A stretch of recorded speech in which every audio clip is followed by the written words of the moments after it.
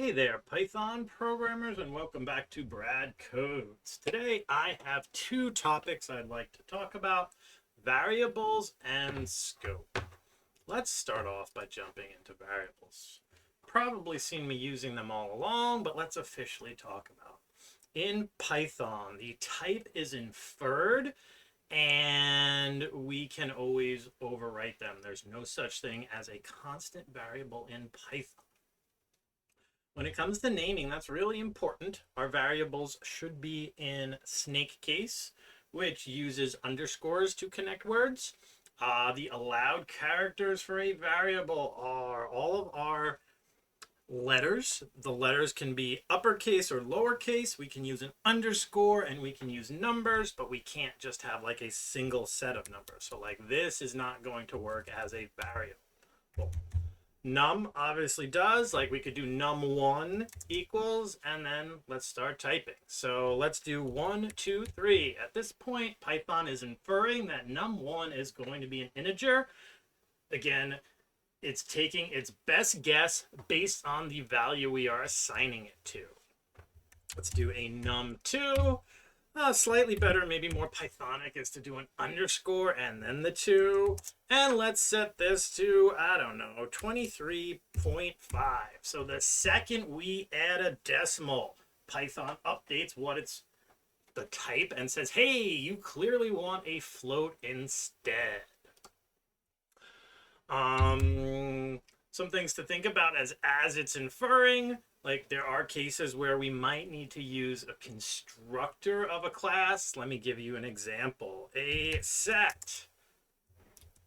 This is technically going to be a dictionary. Python can't tell if this is going to be a dictionary or a set. And honestly, most of the time, we use dictionaries, so it's going to default to that. Not the best to call it set either. Maybe set1, because again, set is a constructor for the set class. So again, this would actually not be a set. This is a dictionary here. If we started typing and did something like, I don't know, good. Now that there are only values, Python would know, hey, this variable is going to store a set. And then the second you add a colon for key value pairs, now instead Python knows this is going to be a dictionary. One other one we kind of need to be careful about is the tuple as well. So technically that is an empty tuple, but how we make tuples, if remember, tuples are comma separated values. We don't need the parentheses though. So Python, once it sees that comma and no wrapping, parentheses or curlies or brackets, Python is like, whoo, you are making a tuple. Now, this can get a little difficult if we want a single tuple. And here's the reasons why. If we define it like this, Python thinks we are using parentheses to maybe group as in an order of operations. So at this point, tuple1 is actually an integer wrapped in parentheses. Same thing goes for here. Now, the second we add a trailing comma to this, or even the parenthesis version, now Python knows what type it is. It's going to be a tuple. So again, snake case, our naming convention. Now, there is one other convention in Python when we are talking about our variables, and that is if we want to tell other developers we would like this to be constant. And that is called screaming snake case or all caps. And again, if we need like multiple words, we would do something like week underscore days. Now, do want to point out that this is a convention to other programmers, meaning Python is not going to enforce this being constant. We're going to see we can totally overwrite it, but when it comes to the idea, we gotta get that, of getting a little closer to a constant variable, and again, at least having other programmers know, hey, I'd like this to be constant, we would use all uppercase, or it's called screaming snake case. And let's go ahead and print our weekdays so we can see, but then, not in caps for the print. But I do want to show that, hey, even though we have used this convention, we're going to see that even the convention is still not going to enforce constant variables. We can totally reassign all of our variables whenever we want. And we see right there, again, we just reassigned weekdays to the value of purple, and that totally worked. So again, even if we've established a variable with a set type, we can always reassign it to a new type. Biggest thing is when you are making your variable names, Python is supposed to be a very readable language. So again, we can add to that with our variables. If we want to do something like, result equals doing sorted, passing in, we only have tuple 1 at the moment. So again, like that, calling this variable result means that, hey, or maybe we want to call it even more explicitly, sorted result. That really tells other developers what's going on here. So again, naming conventions in Python are super important. It will also help you not accidentally overwrite something. num1 is not very explicit. If you have thousands of lines of code and you have num1 up in your first line and down at 1,000 you want to do a num1 again, it's a rather vague. I'd say give it a more specific name. What is this number representing? Is it your age? If I was 123 years old, God forbid, and I wanted this to be Brad's age, again, I know it's silly, but that is a much more explicit variable that you are much less likely to overwrite because, again, it has slightly more meaning to us. So that's pretty much what I have for variables. Now, let's go on to talk about scope. Scope is different in Python than some other languages. Python has function scope. And if you're not even sure what scope is, well, let's talk about that. Scope is where you can name your variables. So right here, let's define a num. And again, we're not really working on our naming conventions here. We're working on where these things exist. Right now, num is defined in what we would call the global scope of our program. Let's now make a function, call it my function. We're not going to deal with arguments or parameters. We are just creating a function. Inside this function, we have new different scope. So if I set num equal to 30, technically num is now defined in 2 places with 2 separate values. Inside of the scope here, num exists as a value of 30. Outside, it's going to be 50.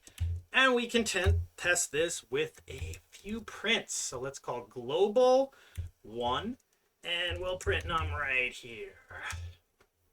Inside our function, let's do another print. We're going to call this local or function scope. And we'll go ahead and print our num here. Let's give this a run, see what we got. Oops, you do have to call that function for it to actually get involved in this. So let's invoke it and we'll give it another runzy, and that's what we're looking for. So global, again, 50, and in here, 30. Now let's look a little bit further. So I'm going to do num plus equals 10 right here, and let's call this local 1. And then we'll go ahead and print it again, seeing that, hey, we can totally modify,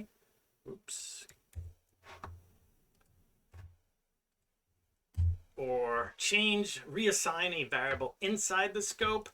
And then down here, we'll throw in another print for our global 2, again, num.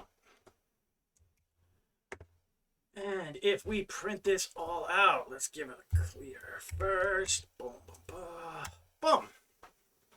So what we see is global never changed. The num variable in our global scope started out as 50. We did all this stuff here. It remained 50. Inside, however, we declared a brand new variable. We are allowed to call it num because it's in a different scope. It's inside this function. So this is a totally different variable, and we are able to alter it in here. Pretty cool.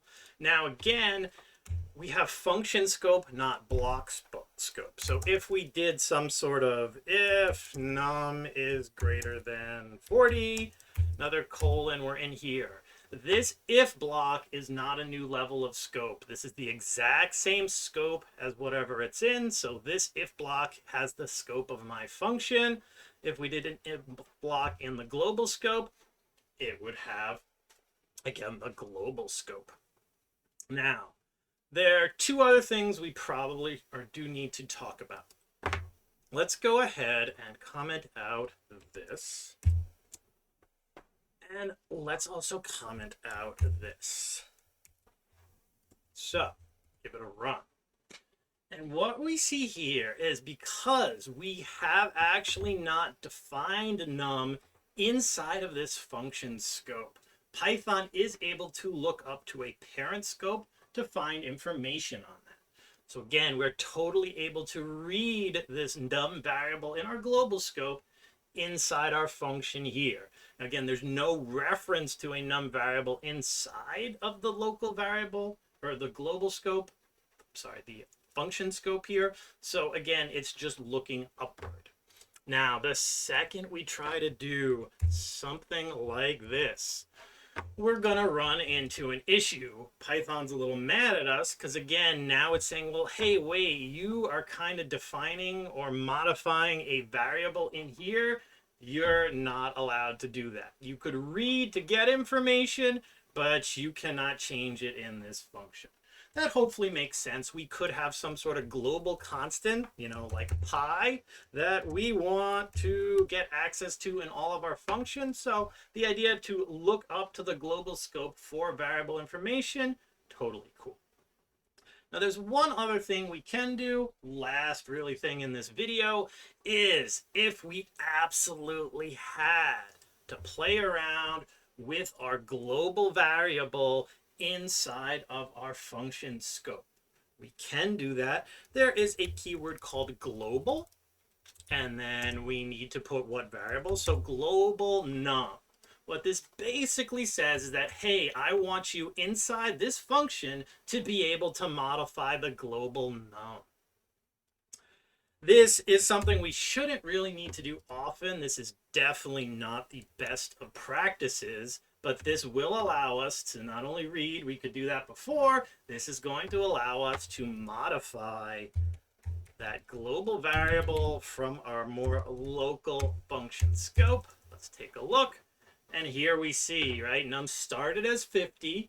Once we've called our function, we're bringing in the global num. So right here, num is still 50.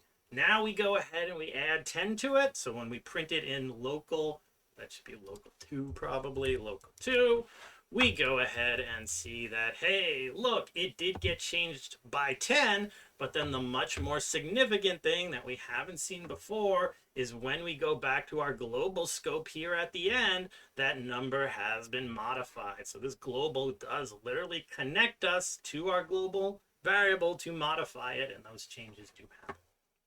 Again, definitely important to know what variables you have in each scope because you definitely do not want to overwrite a variable, and in Python that's a little bit harder to maybe remember than some other languages. Hope you enjoyed this video on scope and variables. Don't forget to like it if you enjoyed it, subscribe to the channel, and I'll shoot out some more videos for you soon. Have a good one, programmers.